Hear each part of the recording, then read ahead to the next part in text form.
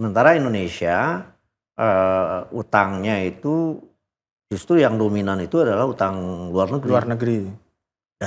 Bahkan sekarang ini bunganya itu sudah di atas 6%. Utang yang diklaim pemerintah itu sekitar sekarang ini hampir 8 ribuan. 8.000 triliun.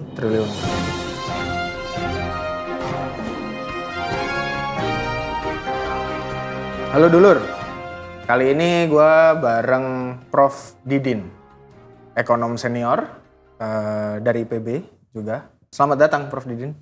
Selamat siang. Selamat siang, siap. Semalam kita ngelihat debat kandidat. Meskipun temanya itu soal strategik segala macam, tapi ternyata ada nyerempet ekonomi juga, Prof. Iya, betul. Semalam salah satu calon presiden, Pak Prabowo itu ketika disinggung soal utang, kemudian ngomong secara globalnya bahwa utang Indonesia katanya rasionya ke PDB cuma 40% dan itu masih lebih rendah dari negara-negara lain. Nah, sebenarnya gimana sih cara kita memandang utang itu, Prof? Ya, pertama saya kira perlu dikoreksi ya Pak Prabowo itu bahwa persisnya 42% sebenarnya ya. Dan membandingkan misalnya dengan Jepang atau Amerika itu tidak apple to apple. Oke. Nah, mengapa? Karena kalau di Jepang khususnya ya, itu utang itu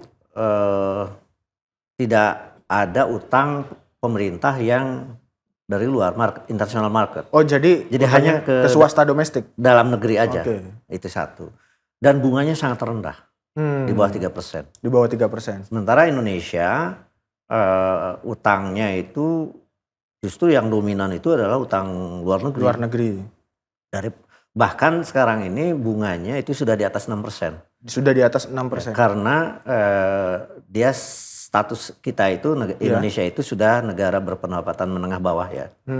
Nggak bisa lagi kita punya utang di bawah 3% gitu. Nah, bedanya begitu.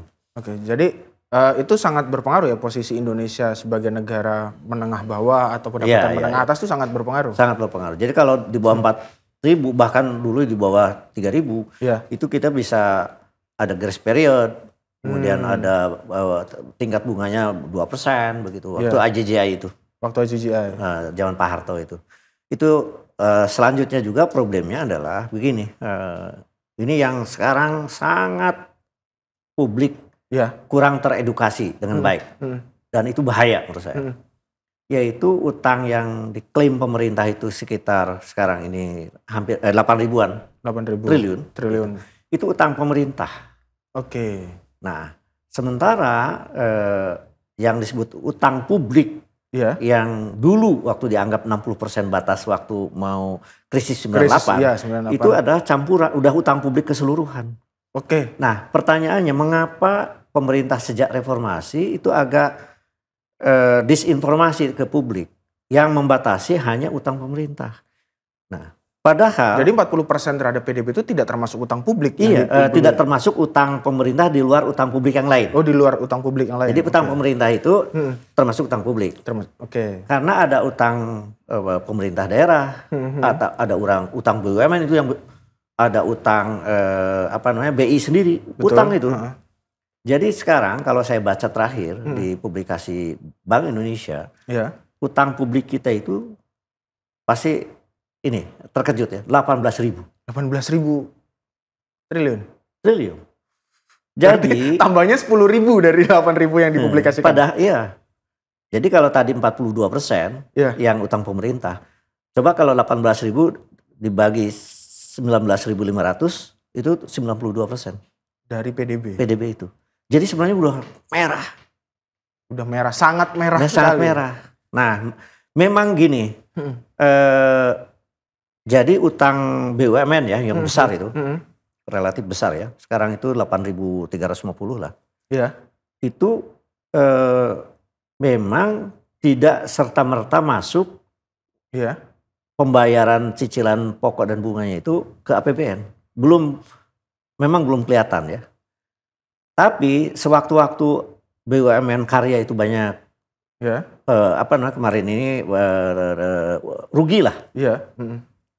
Itu kan tiba-tiba PMN 73 triliun tuh udah berapa kali? Iya, udah ada nah, suntikan modal itu lagi. APBN, itu ya. APBN itu. APBN. Jadi menurut saya lebih baik pemerintah jujur sekarang ini supaya publik juga sama-sama bisa menanggung kalau ada problem dan kalau memang kecil nyatanya senyatanya gitu loh. Iya. Jangan dikecil-kecilin.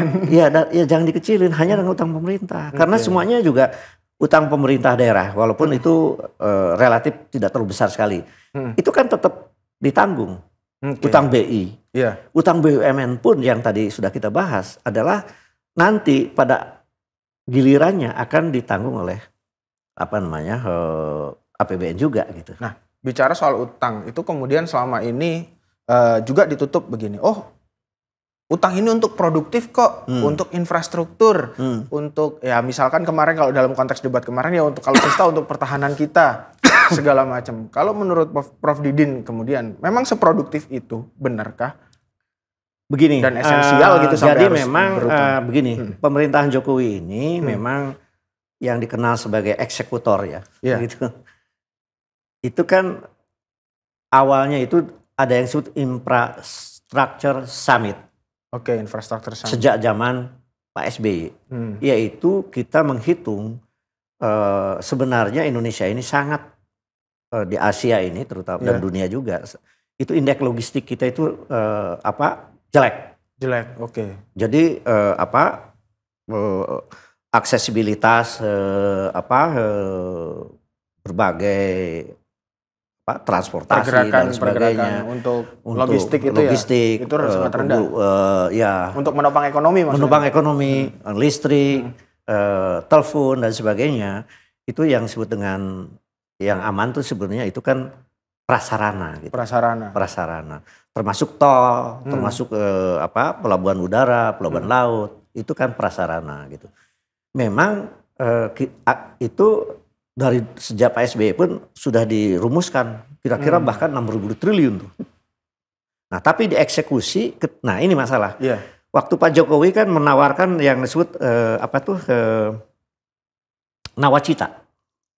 Pembangunan dari pinggiran lah dan sebagainya gitu. Tapi dicoba 3 tahun serius, susah sekali. Mungkin kurang sabar, tidak cespleng ya hasilnya, karena kan mau menolong masyarakat kan, banyak desa dan sebagainya.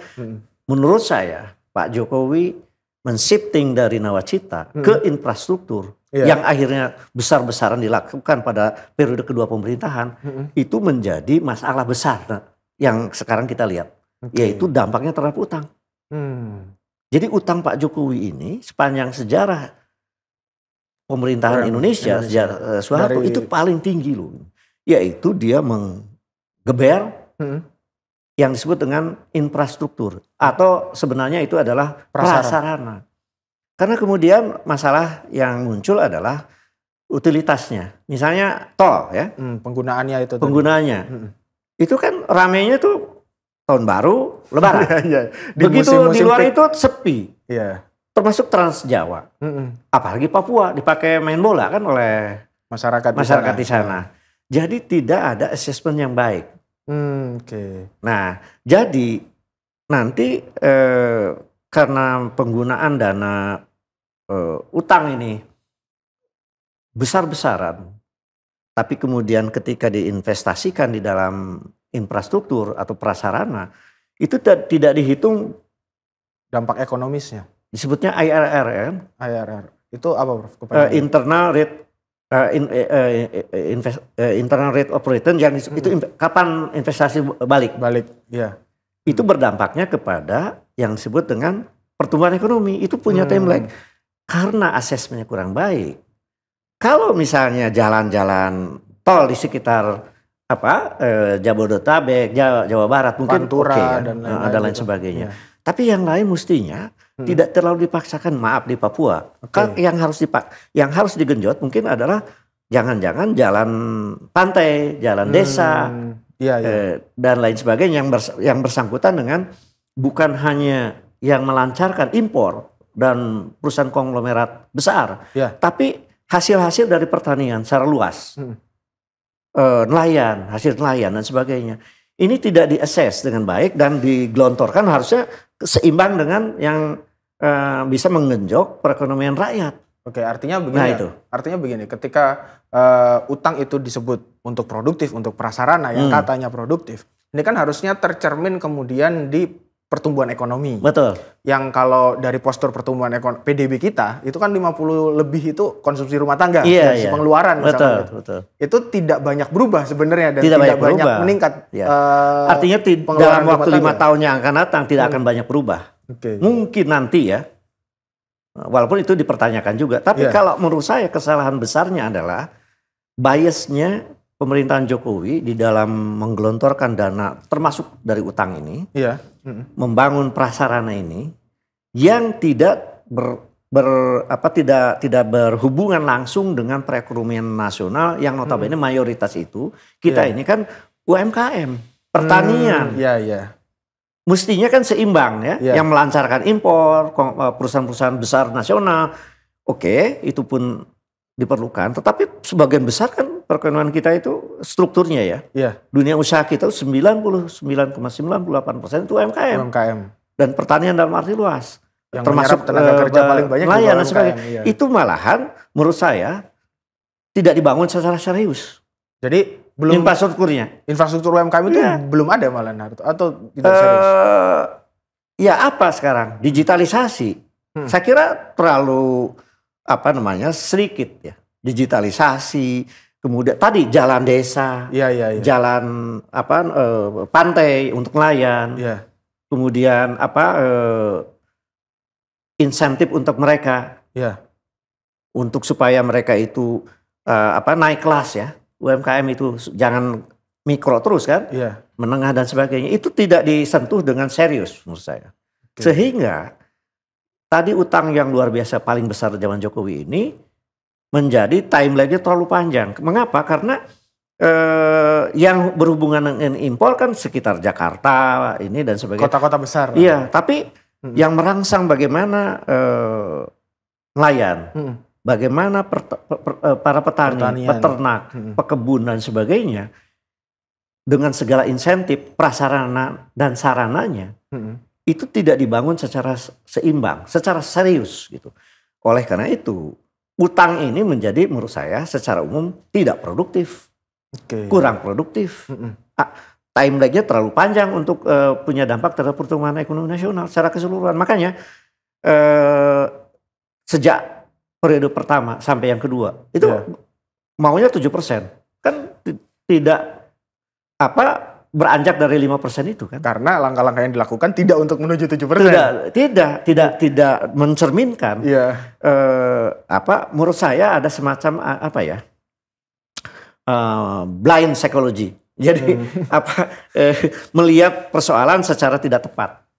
Maksud saya terlalu terpesona oleh yang besar-besar atau asing. Padahal asing ada yang produktif. Yang besar ada yang produktif. Tetapi menurut secara keseluruhan jangan-jangan lebih dari 5% kemarin itu tidak produktif. Sementara sentuhan terhadap yang UMKM, pertanian dalam arti luas, itu menurut saya alokasi dari dana infrastruktur yang ribuan triliun itu tidak menyentuh mereka. Dan itu tercermin sebenarnya adalah kita setiap krisis itu kan bertumpunya sama UMKM dan pertanian. Ketika 98 backbone-nya tulang punggungnya UMKM. Nanti pekerjanya jadi petani ketika kena goncangan. Begitupun juga pandemi. Pandemi ini pertanian loh.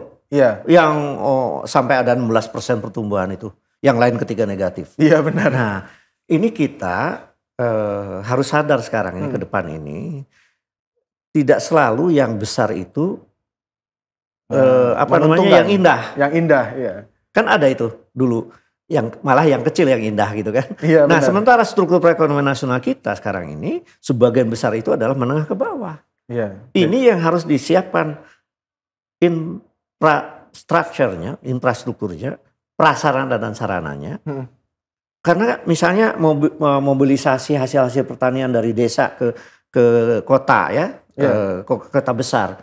Itu kan di samping jalan sudah memadai. Jembatan, bendungan untuk irigasi dan sebagainya. Memang ada bendungan, tetapi kemudian apakah sudah di-assess pertanian itu di mana saja, nelayan di mana saja? Kan jalan pantai menurut saya yang untuk memfasilitasi nelayan, kemudian juga waktu itu solar misalnya untuk nelayan, itu tidak serius. Betul. Dibangun untuk supaya mereka itu bangkit. Padahal contoh di dunia itu tidak selalu yang besar itu. Itu ada misalnya 2 ya, 1 Taiwan, 2 Jepang. Itu gimana, Prof? Gini, jadi Taiwan itu hampir disebutnya sukses setingkat Cina sekarang ini, sisi teknologi, perekonomian dan sebagainya. Taiwan itu karena umumnya UMKM semua. UMKM chip ya itu ya? UMKM chip. Bahkan dia produsen software sekarang salah satu terbesar. Kemudian dia merebut teknologi jam Swiss misalnya, dan lain-lain, komputer dan sebagainya. Itu UMKM. Nah kalau Jepang, memang ada yang besar, tapi dengan cerdas sejak tahun 70 sampai hari ini, itu selalu ada yang disebut dengan sistem subkontrak.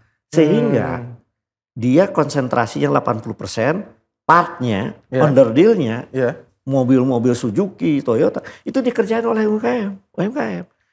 Nah kita sekarang linkage-nya nggak jelas.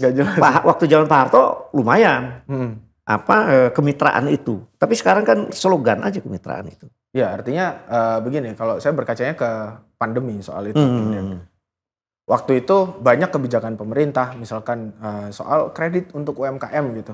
Bantuan kredit UMKM. Ternyata nggak banyak UMKM itu yang bankable gitu. Yang terkoneksi dengan persoalan ya, itu harus dikoreksi ya. Misalkan. Lalu bahwa ya memang ketika ngomongin tol, ini kan berarti utang untuk tol gitu kan. Kayak tadi infrastruktur misalkan tol. Tapi sebenarnya kan kebutuhan UMKM itu, apalagi yang mikro ini kan ya nggak butuh tol. Mereka orang pasarnya di sekitar situ kan. Pasarnya di lebih sedikit. Tapi ada yang mereka butuhkan secara esensial, misalkan akses perbankan.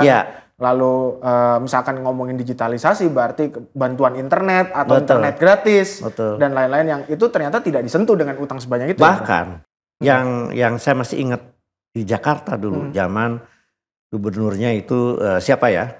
Itu agak serius tuh. Jadi itu memberikan tata ruang. Bayangkan kalau di seluruh kota di Indonesia, kota kecil, sedang dan besar, disediakan tata ruang untuk UMKM. Jangan di pinggir-pinggir jalan itu. Kan jarang sekali.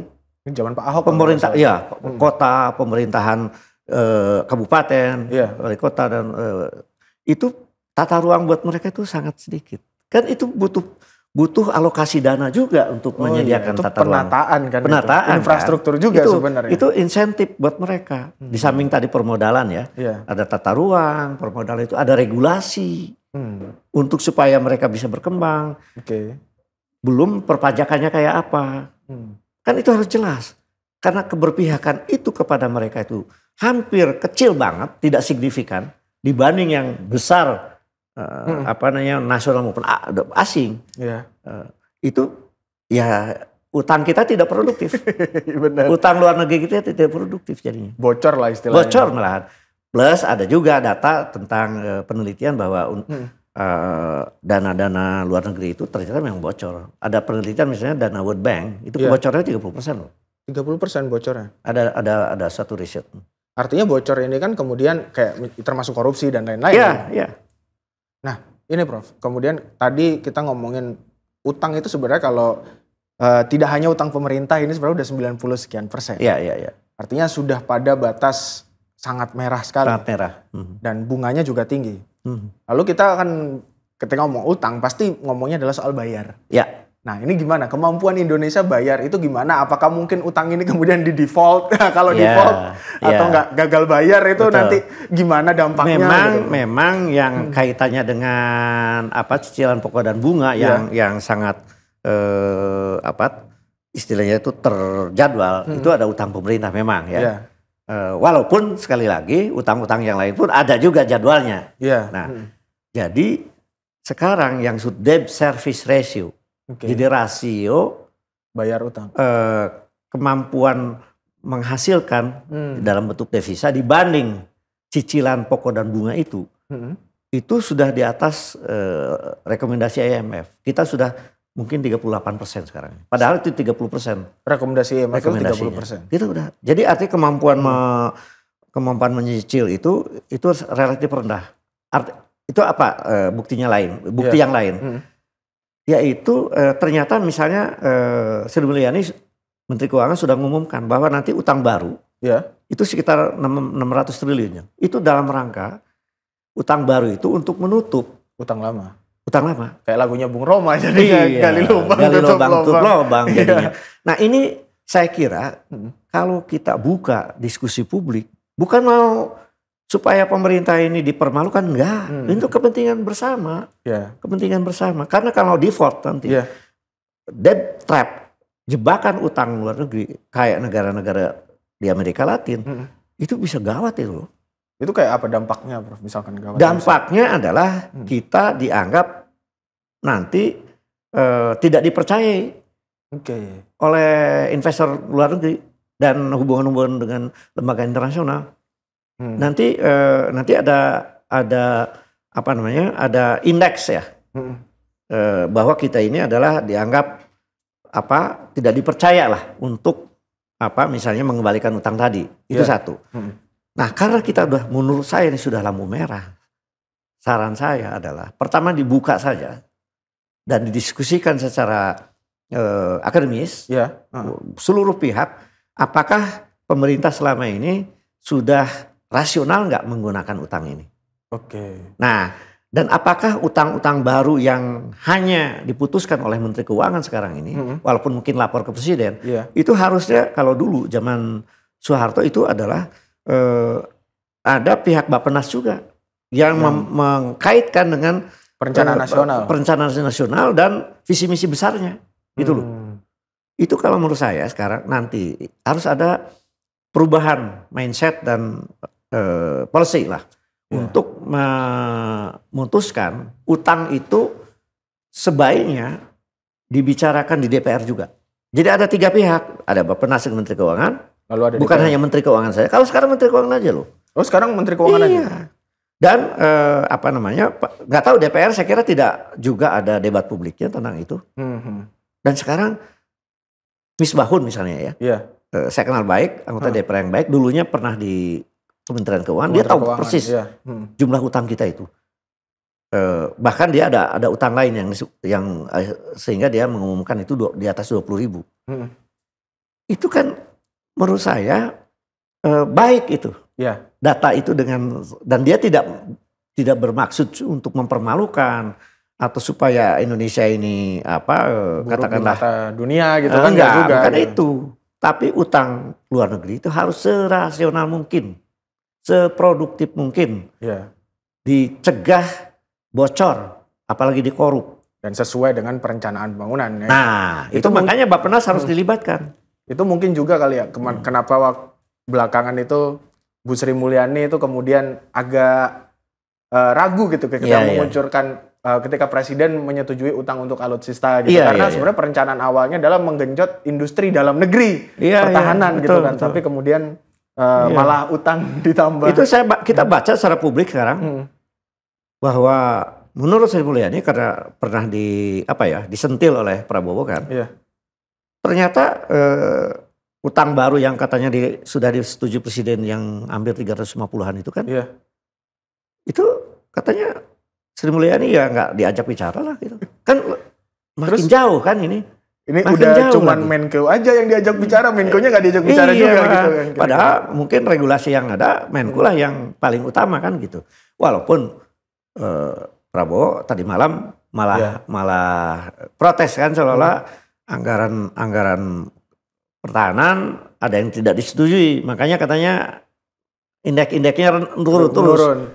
Saya sudah buat rencana, tetapi yang menentukan termasuk Menteri Keuangan. Dan masalah yang kita hadapi, tolong ya, saya memang sudah jadi Menteri Pertahanan 4 tahun, tetapi kita diganggu oleh COVID 2 tahun, di mana terjadi refocusing. Jadi banyak yang kita ajukan tidak disetujui oleh Menteri Keuangan. Nah, kita kan lebih baik itu dibicarakan lebih rasional, lebih akademis, melibatkan para akademisi juga, karena ini kan masalah publik secara keseluruhan. Padahal kalau ngelihat misalkan selama pandemi aja yang efisiensi atau pengurangan anggarannya paling kecil itu cuma Kementerian Pertahanan. Nah, yang sebenarnya tidak esensial menghadapi pandemi saat itu. Benar. Iya. Malah justru banyak kementerian-kementerian yang penting untuk menghadapi pandemi itu dipangkas. Oke. Jadi distorsi seperti ini saya kira ini dampak dari ekosistem ya yang tercipta di mana perekonomian ini tidak direncanakan, dirumuskan aksi dan regulasinya juga tidak melibatkan publik secara luas. Kan banyak sekarang undang-undang yang sudah dicatat oleh publik tanpa sebuah legislasi di mana ada ruang debat publik yang cukup. Padahal nggak usah ditakuti lah. Debat publik itu untuk menyelamatkan pemerintah juga. Betul. Nah kalau sekarang sudah terjadi utang menggunung kayak gini, publik merasa tidak dilibatkan malahan. Misalnya. Terus mau ngapain sekarang? Pemerintahnya juga nggak ngasih kejelasan kan mau ngapain gitu hari ini. Jadi lebih baik menurut saya persoalan utang luar negeri ini menjadi concern ya semua pihak. Eksekutif, presiden dengan mungkin kalau menurut saya nanti presiden itu Menteri Keuangan dan Bappenas libatkan kayak dulu zaman Soeharto itu lebih bagus. Kemudian DPR dan ada debat publik yang melibatkan civil society. Yang melibatkan civil society. Tapi yang mengerti lah, bukan asal kritik juga ya. Mungkin kalangan-kalangan yang memang mendalami secara komprehensif ya problem utang itu dan perbandingan negara lain. Mana yang sukses gitu, mana yang gagal kan gitu. Nah ini terakhir mungkin tadi kita bicara bahwa kemampuan Indonesia untuk bayar utang itu juga sudah melewati batas yang dianjurkan IMF gitu kan. Udah 40% padahal batasnya 30%. Jadi ini memang dalam kondisi yang sangat mengkhawatirkan padahal dan kita tahu gitu dampak dari utang. Misalkan dua negara besar aja ketika Amerika itu banyak ketergantungan utang sama China hari ini dipegang dan hari ini kita ngomongin devisa juga banyak dari SBN. Yang utang juga gitu sebenarnya surat berharga negara kan utang juga gitu. Nah kemudian bagaimana kepemimpinan ke depan Prof? Menyelesaikan masalah itu dan gimana caranya kita juga bisa terhindar lah. Jadi ada kuncinya yang saya suka dengan istilah bahwa siapapun presiden yang akan terpilih pendekatannya itu saintifik.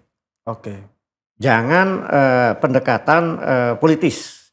Saintifik dalam arti politis itu adalah ketika itu menjadi pilihan-pilihan katakanlah paradigm ya. Misalnya perbedaannya apa nih antara tiga calon presiden ini. Itu politis ya. Itu perdebatan politis, pendekatannya ideologis macam-macam. Tapi ketika sudah menjadi sebuah kesepakatan bahwa rakyat memilih presiden yang terpilih nanti, itu pendekatan saintifik. Jangan begitu dia jadi presiden seperti kata Kennedy, seluruh kepentingan pribadi dan kelompok saya selesai dan mulailah saya mementingkan kepentingan rakyat secara keseluruhan. Jadi tidak boleh ada lagi framing pada satu kelompok politik yang mungkin waktu itu pemilihan tidak mendukung. Itu semua orang sepakat bahwa sekarang presiden kita itu. Lalu diambil kebijakan terbuka kepada publik dan pendekatannya saintifik, akademisi dilibatkan, nggak usah lagi ada undang-undang ITE yang kemudian buzzer, influencer menghantam hanya karena perbedaan. Itu menurut saya akhiri. Kita masuk pada pendekatan saintifik dan demokrasi menjadi jalan. Jadi menurut saya kesimpulan umumnya adalah pengelolaan utang luar negeri kita itu kemarin-kemarin ini sudah tidak saintifik, tidak berbasiskan data-data yang dibuka ke publik, dan akhirnya demokrasi yang dikorbankan. Iya dong. Karena kemudian seolah elitis gitu loh. Rakyat tidak ini hanya menerima dampaknya yang negatif gitu. Itu menurut saya demokrasi menjadi dikorbankan. Jadi satu saintifik, dua terbuka, yang ketiga tidak mementingkan golongannya sendiri dan menjadi demokratis. Ini terima kasih Prof Didin sudah bersama Think Tank cukup mencerahkan nih soal hutang yang kompleks itu sebenarnya. Tidak semudah bahwa kita 40% masih di bawah negara lain gitu, tapi ternyata ya sangat mengerikan dan semoga negara ini bisa melewati itu dan tidak terjebak krisis gitu. Thank you dulur semua.